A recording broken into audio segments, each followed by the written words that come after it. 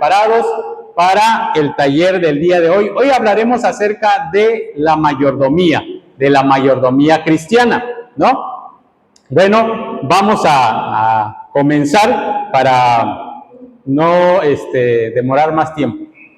Para los que no me conocen, Manuel Olivera Montero es mi nombre, ¿no? Pero ya todos somos de casa, ¿verdad? Todos son parte de Jesús de Nazaret. Y hoy, como les decía, el tema es la mayordomía. Este término en ocasiones ha sido muy ausente de la iglesia, ¿no? Ha sido muy ausente en el ámbito religioso y teológico. Por dos cosas, quiero mencionar por lo menos dos. El primero, quizás por el término mayordomo, y en nuestro contexto, luego lo relacionamos con la Iglesia Católica Romana, ¿no? Entonces, no sé, dirán, nos van a enseñar a cómo debe ser uno mayordomo, ¿no? De la fiesta de aquí de Jesús de Nazaret, quizás pensemos eso. Pero ese término no es algo exclusivo solamente de la tradición católica romana, ¿no? O de nuestros hermanos católicos romanos. No solamente de ellos, está en la Escritura, hermanos. Este término está en la Biblia, ¿sí? Y lo segundo, ya vimos que a veces está ausente porque pensamos que solamente es exclusivo de la Iglesia Católica Romana. Segundo, este término también es considerado un concepto anticuado, ¿sí? Pensamos que el término mayordomo, ¿no? Es algo del pasado. Tal vez la generación de hoy en día, de los cristianos de hoy en día, jóvenes, desconocen este término, ¿verdad? Ni han escuchado de ella o ni saben de qué se trata. Pero bueno, hoy es el día para que conozcan de qué se trata este término de mayordomía. Pero así como esta palabra es un término desconocido para muchos, ¿sí? Y más para esta generación, también hay otros términos que son anticuados y no por eso debe estar ausente de nuestro entorno, debe estar ausente de nuestra forma en cómo vivimos el cristianismo. Por ejemplo, el reino. Este es otro término que vamos a encontrar en las Escrituras. El reino. Hoy no hay reinos, ¿no? Hoy, ante la llegada de la democracia, los reinos fueron desapareciendo, ¿sí? Los reinos ya no hay, pero es un principio que está ahí en las Escrituras y que Dios habla acerca de que tiene un reino. De hecho, la iglesia no es democrática, la iglesia es teocrática, ¿sí? Porque tiene un rey. No está gobernada por elección del pueblo. No, nosotros no elegimos al que está gobernando la iglesia. No vamos a las urnas y votamos democráticamente para elegir al Señor que guía la iglesia. No, hay un rey que gobierna la iglesia, ¿sí? De ahí, bueno, sus súbditos son electos por la iglesia, sí, pero hay un rey, un solo rey. No hay dos reyes, no hay un grupo de reyes gobernando la iglesia. Hay un solo rey. Así que este es otro término. El otro término puede ser la cruz, ¿no? La cruz es un término muy antiguo también, que nos recuerda que era una forma que el Imperio Romano ejecutaba a los hombres malvados, ladrones, que estaban causando daño en la sociedad. Y de la manera de ejecutar, hacer justicia, era llevando a los hombres a la cruz. Y la cruz para nosotros, aun cuando el término es muy antiguo, no debe estar ausente de nosotros. Debe siempre recordarnos y apuntar que un día un hombre justo, bueno, fue hecho malhechor por nuestra causa y fue llevado a la cruz. Cristo Jesús. Cristo Jesús fue llevado a la cruz por nosotros, por nuestros pecados. Bueno, como les decía, Jesús de Nazaret, no la iglesia, Jesús el de las Escrituras, Jesús de Nazaret enseñó la mayordomía. Utilizó el término mayordomo, mayordomía, administrar, ¿no? Muchas veces en su enseñanza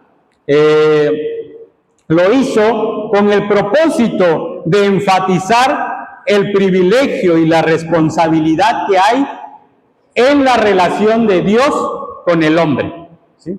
Hay una relación de Dios con el hombre, ¿sí? Y esto implica la mayordomía, ¿no? También a comienzos de la iglesia del Nuevo Testamento, seguimos escuchando este término en el Nuevo Testamento, con palabras como administración, cometido, encargar. Todos estos términos reflejan la idea básica de administrar bien, ¿sí? Ser buen mayordomo. Y era ampliamente aceptado por la iglesia primitiva, ¿sí? La iglesia primitiva tenía bien claro el concepto de mayordomía, ¿sí? Como administradores, como encargados de algo, ¿sí?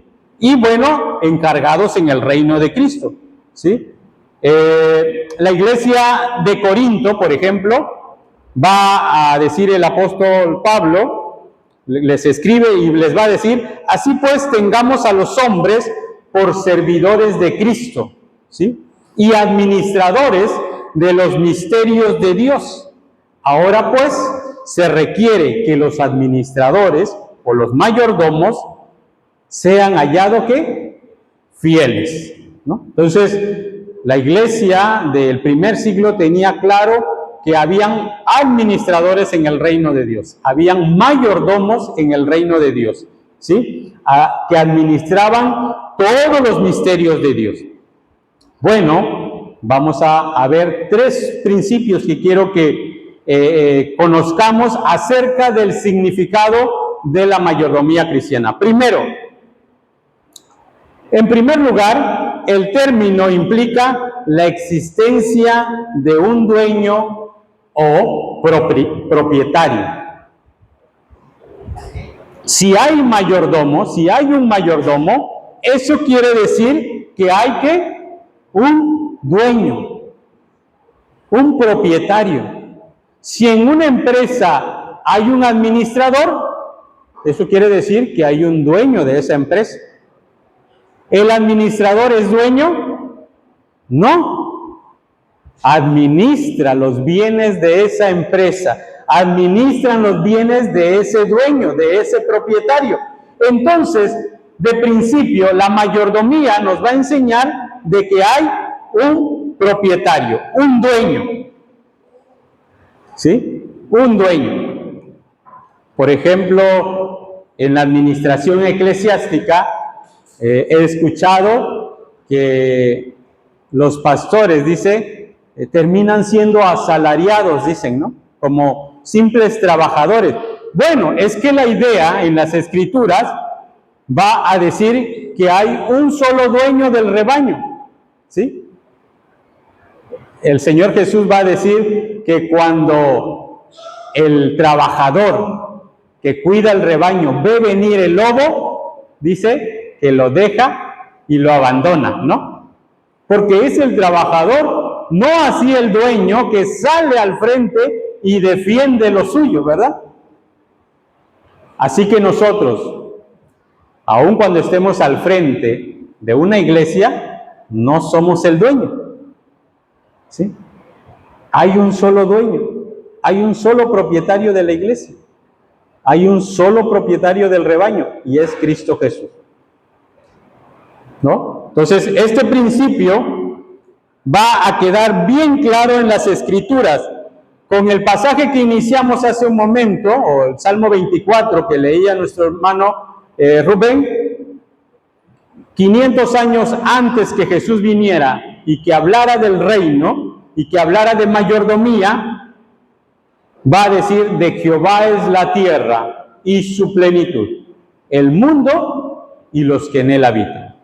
¿Qué nos está diciendo ese salmo?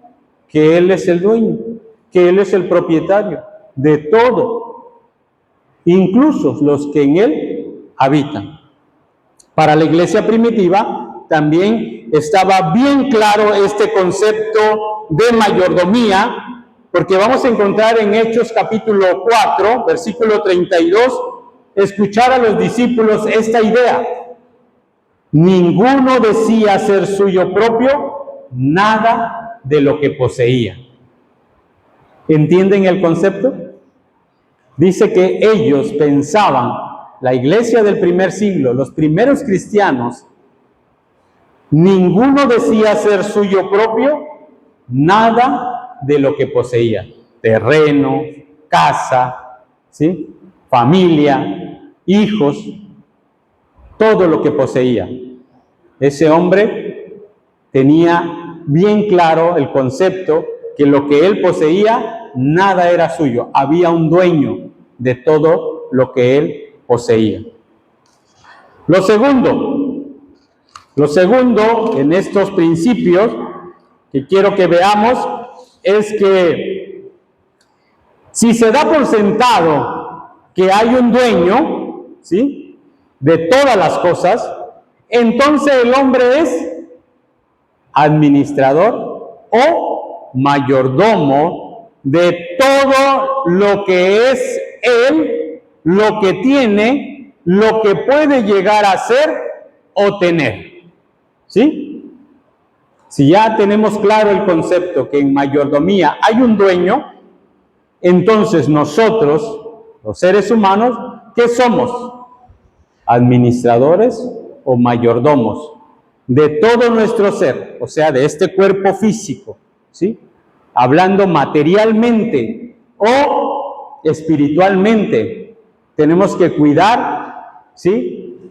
Cuando estamos hablando de cuidar el templo del Señor, no solamente nos estamos refiriendo a la parte física, ¿no? O solamente a la parte espiritual, sino a ambos, ¿sí?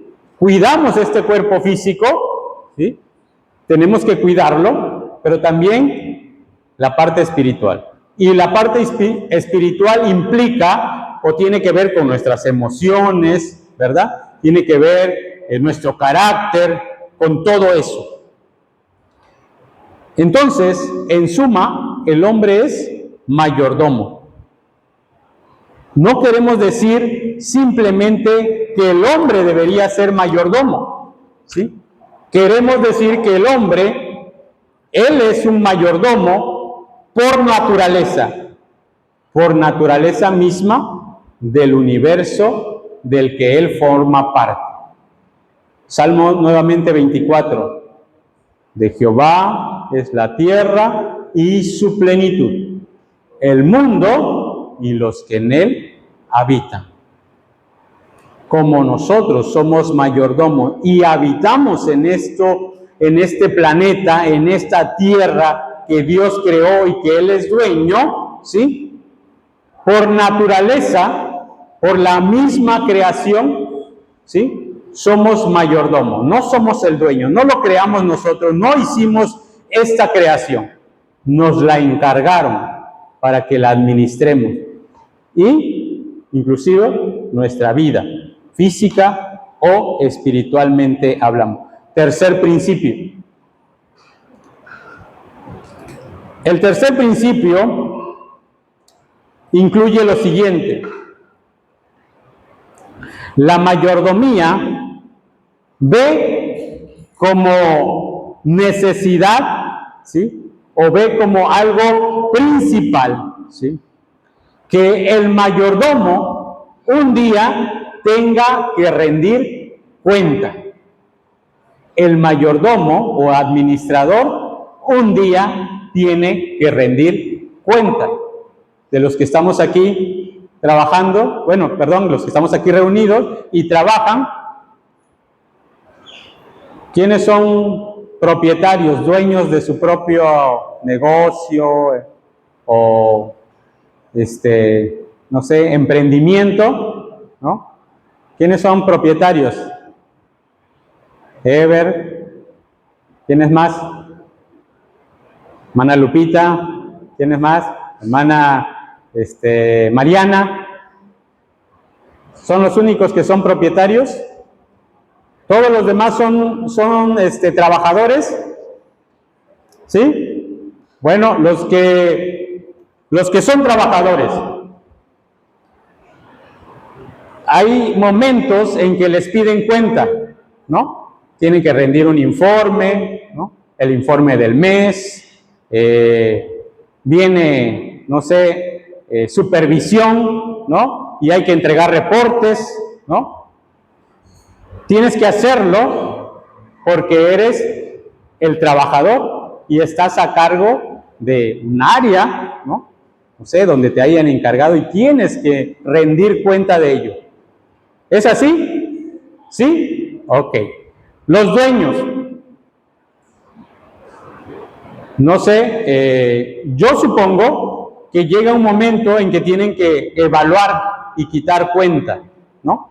Si tienen trabajadores, le exigen o les piden que rindan cuenta. A ver, ¿cuánto ganamos en este día? ¿Cuánto sacamos a la semana? ¿Vamos ganando? ¿Vamos perdiendo? ¿No?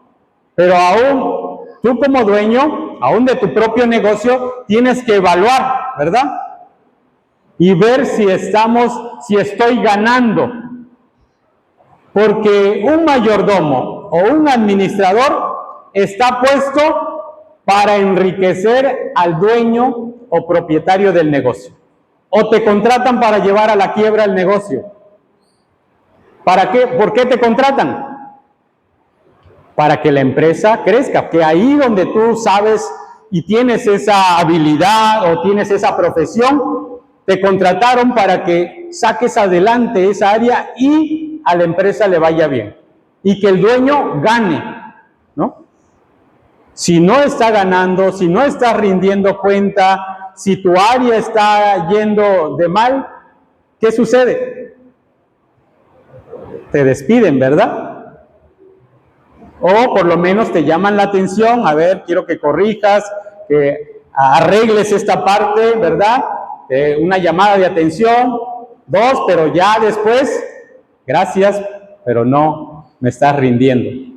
Así es el propietario, así es el dueño, ¿sí?